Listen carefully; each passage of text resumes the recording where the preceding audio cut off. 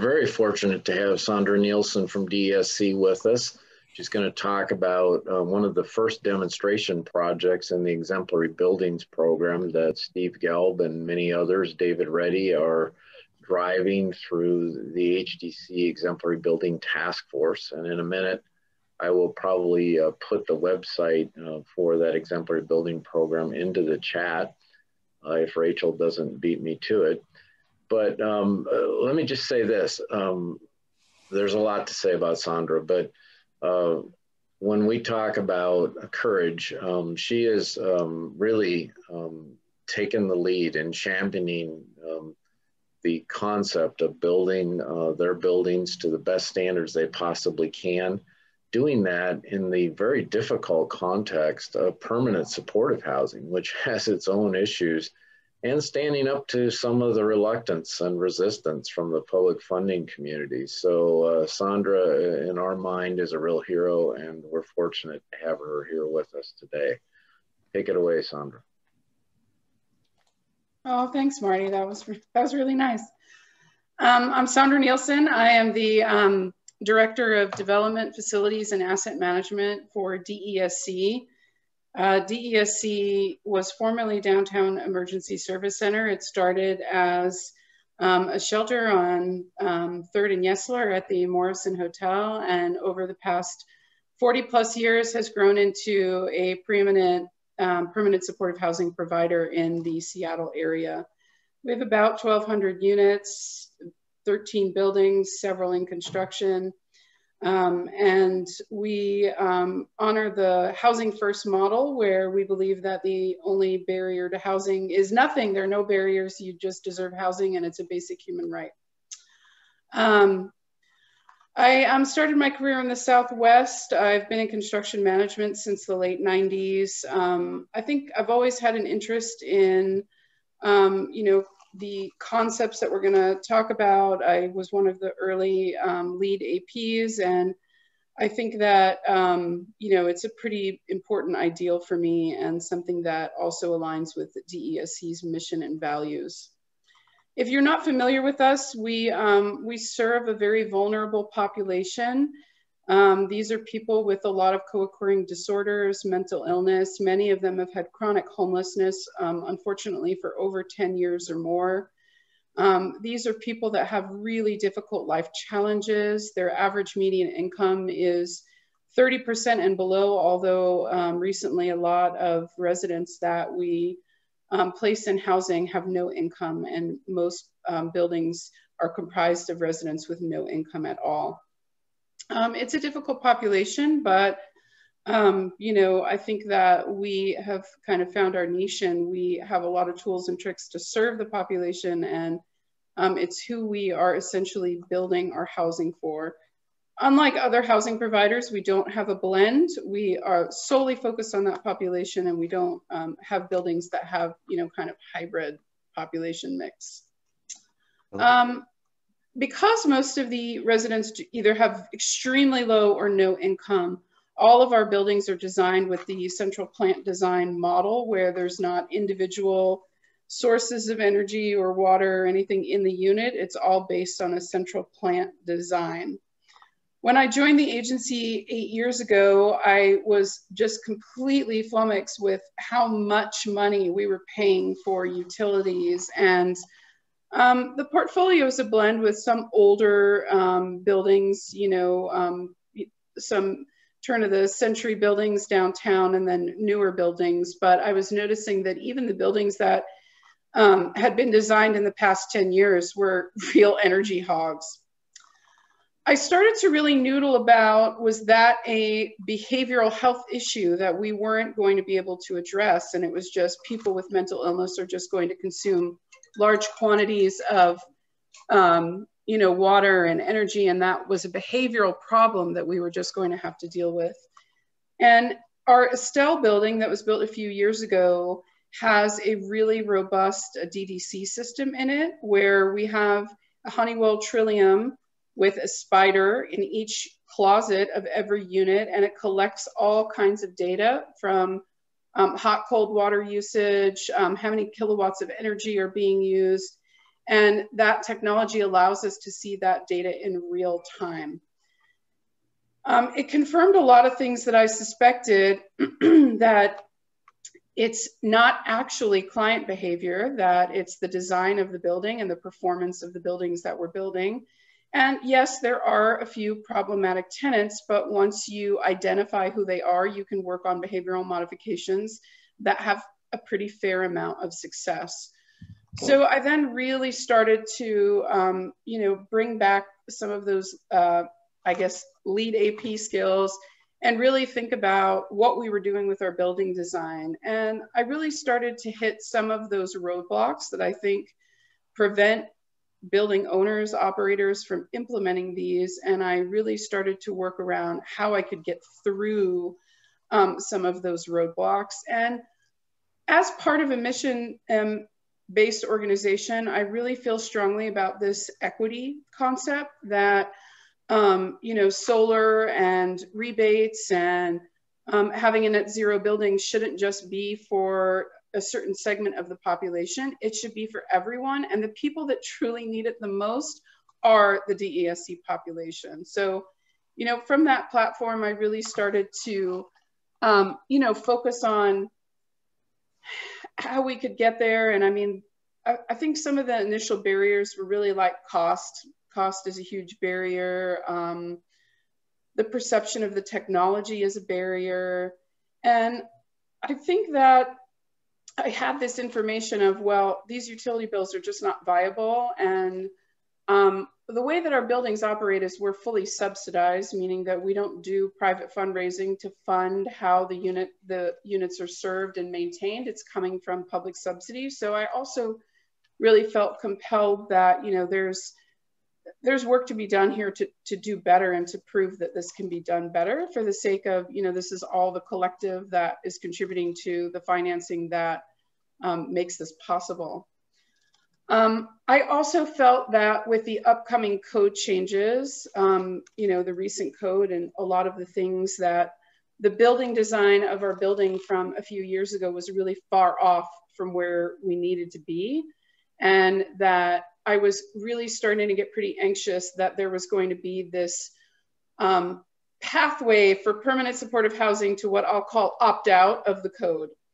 And that instead of saying we can do it and that it can get there, that the reaction was just going to be we can't, and that we should exclude these buildings from participating in the code. And I really was wanting to prove that that's not true and we can do it.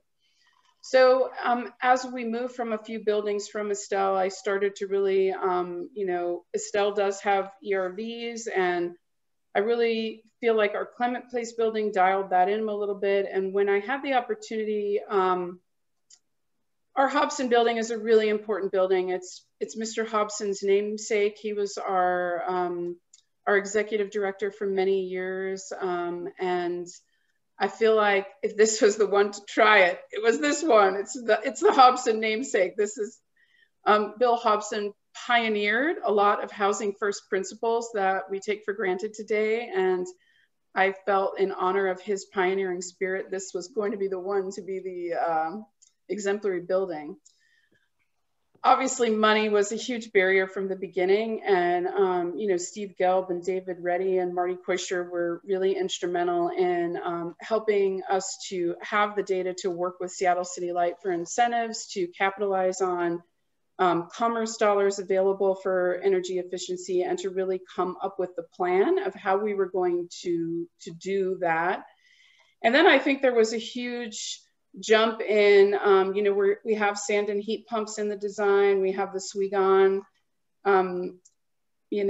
mechanical units, and, those have not been implemented. And there was, design challenges with getting the team on board to even be able to incorporate the building into the design. And we had quite a bit of work to do to analyze the air barrier and the envelope and how you would do it in a permanent supportive housing with the wood structure. And there are some complications of Hobson in that it's over a clinic. And part of the reason that Hobson motivated me is I said, if we can do it in this dynamic where we have a structure that's built over a 3-level concrete clinic, it really could be done in an independent building without those complication factors, and people wouldn't be able to say, oh, well, it's just too expensive and it can't be done.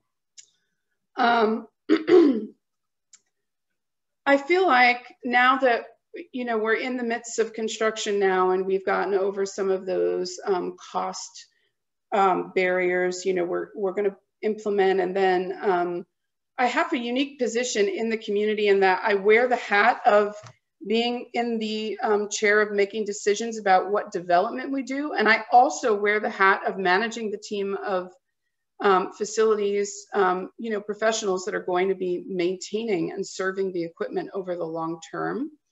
And here at DESC, we hire a lot of individuals that are entry level, and we train them how to do maintenance and repairs. So I really felt like I wanted to be able to have the information on the SWIGON units, the sand and heat pumps, the other systems, and have real information about how that works and what it looks like in year, you know, 2, year 5, year 10, et cetera, to share with the community, so that we can get over this fear of this technology is new, when frankly, they've been using it in Europe for years. It's not really new.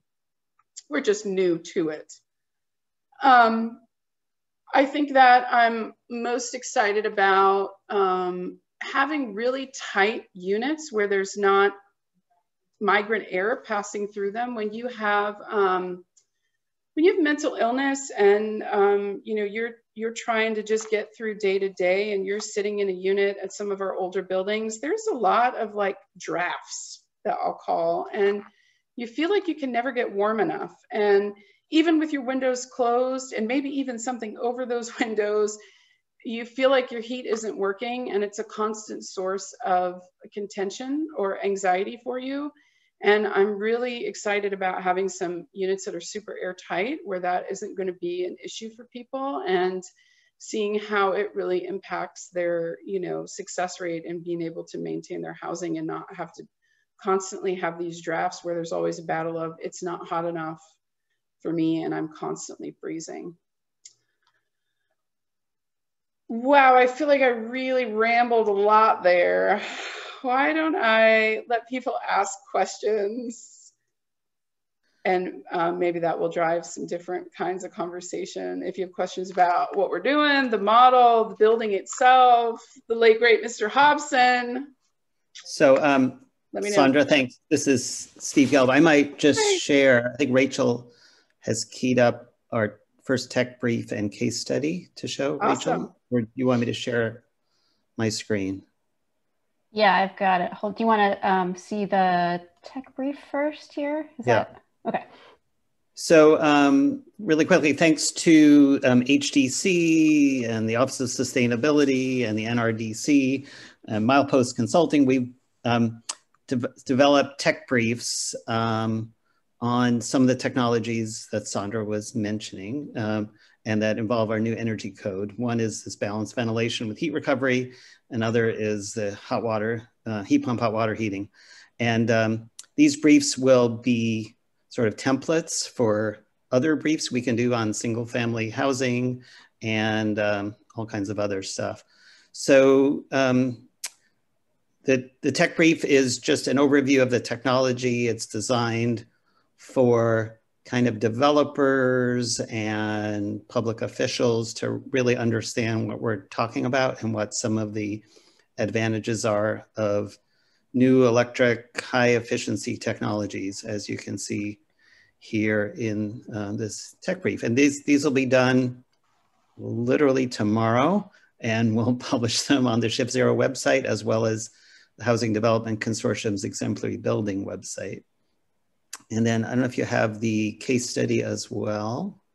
Yeah, I think it's really important, because I think there's a kind of divide happening where people who fund permanent supportive housing want to see us be in a place of cost containment. And I totally understand that we need to produce the housing faster and at lower cost. And there's thousands of homeless people. We need to do better.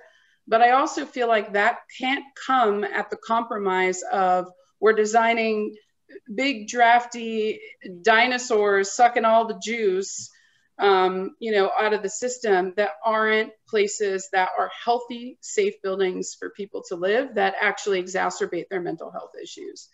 So I think that having a lot of this data and these briefs in this way, we really want to drive the conversation to say you can have both. You can have both. You're my hero, Sondra. Thank you. I think not only can we have to have both. We do. You know, and these are public investments, so to a large extent. So we owe it to our citizens to be building the best buildings we can, and to the residents who are going to live in them.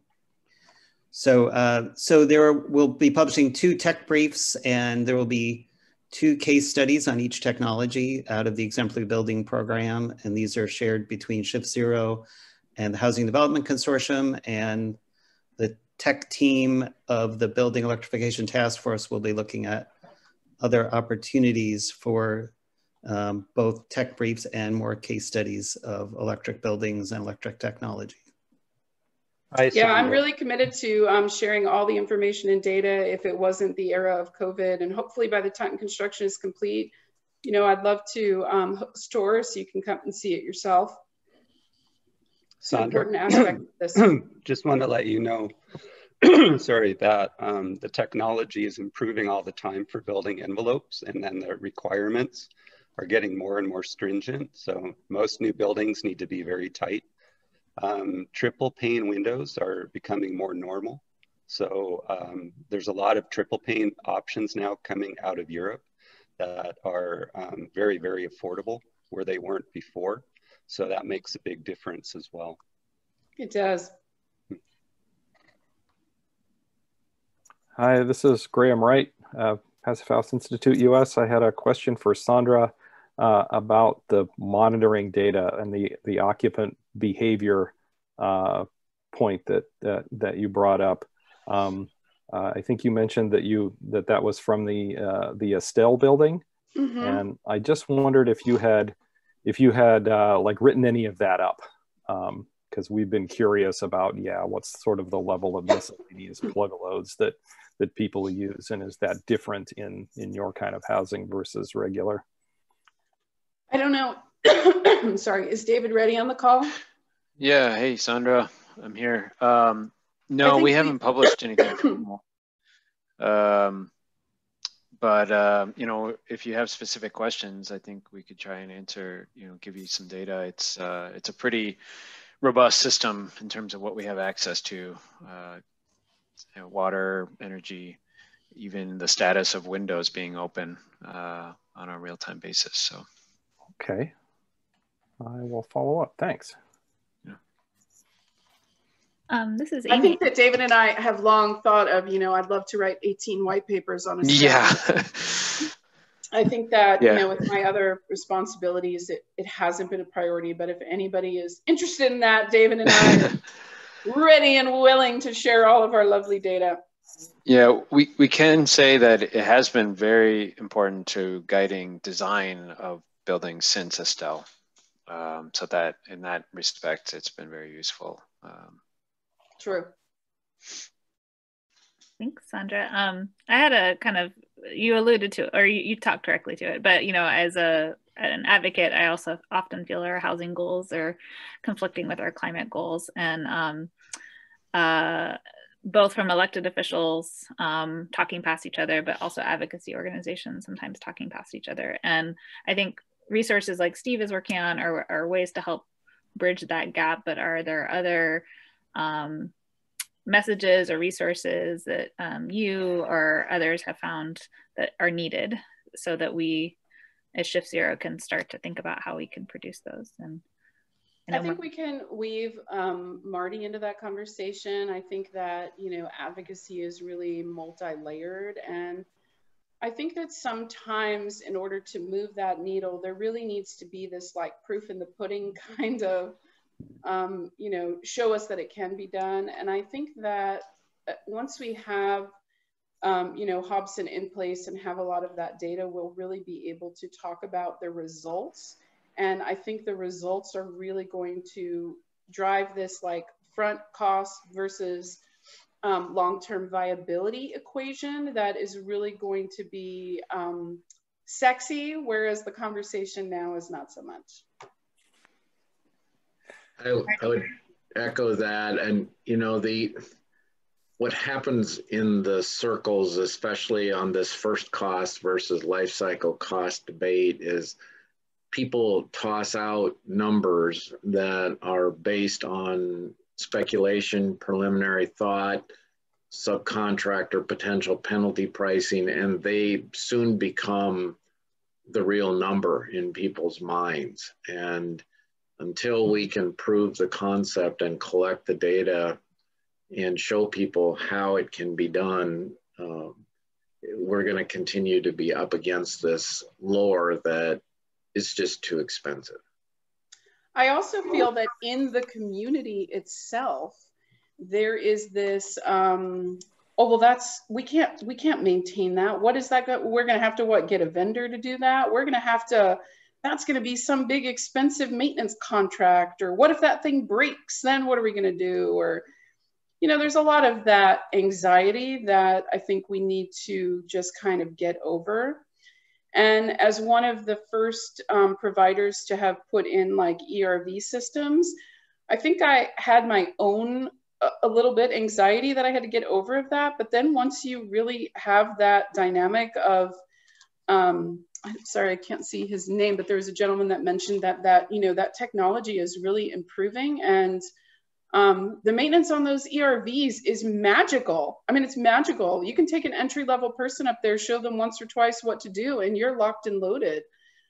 You know, a 5-ton packaged unit, with the way that those work, like, that's a much bigger hill to climb. So I think that I want to really break down some of those misconceptions. So within the community itself, it can be a, well, no, come and look at it, talk to this young gentleman that does it with, you know, he was a janitor 2 months ago and now he's doing this work. And, you know, we can get over that anxiety collectively. I just want to chime in that, you know, as environmental activists and electrification and zero carbon activists, we have to become housing activists as well. That we need to find the little bit of extra money it's going to cost to make sure we invest in the buildings that we want to see throughout Washington. And we need to target, I would check out, there's a concept I stumbled on yesterday called targeted universalism, which is we want all buildings to be zero carbon. The targeting means we need to target affordable housing and housing affordability first. So let's all get behind the housing community. And Steve, I'm trying to remember the name of these workshops that the Exemplary Buildings Task Force is hosting, associated with these tech briefs, proven practices or promising practices. Promising practices. So some workshops around some of these new technologies. And are they geared towards, you know, those stakeholders working in the nonprofit affordable housing development community? I think we're finished with them. So we did an introduction to the promising practices. We have promising practice, I think, in 5 areas of exemplary building, or 6 that will be on the exemplary building website. And next spring, the plan is to do more in-depth training on all of those areas. And correct me if I'm wrong, Marty. That is correct. And I will be putting the names of those 5 areas into the chat box. And we had a question around ERV systems. If somebody can give a high-level answer of what an ERV system is, I think I would butcher it, but that would be helpful. I'll take a shot at that. This is David Reddy with O'Brien 360, and it's basically a packaged mechanical piece of equipment with fans that push air through a heat exchanger. So whereby the air that's brought in from the outside is tempered or heated in the winter by the air that is being exhausted from the inside of the building. So it's just a way to reduce the amount of energy use needed to ventilate buildings. Great, thank you, David.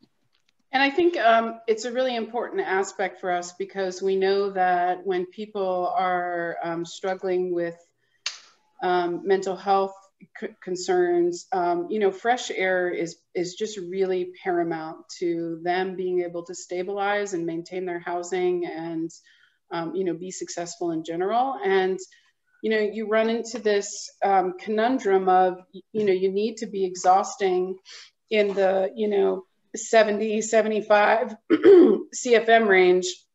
And if you're not doing that in a way that's, you know, efficient, it can really be not only super expensive, but super wasteful and just like, you know, not in alignment with any of the values we're talking about. Yeah, and when Sondra made the decision to move to electric resistance heat for the buildings, energy recovery ventilators was essential to making that move because of, like she mentioned, the cost to heat the buildings was going to be much higher using electric, but using ERVs that normalized it back to what the cost was for using gas. Mm-hmm. ERVs also create balanced ventilation, which is much better for the building envelope. Mm-hmm. That's a really good point as well. Yeah. I had a question for Marty or Sondra on the first cost issue. I just wondered if you set any store by this idea of like integrated project delivery.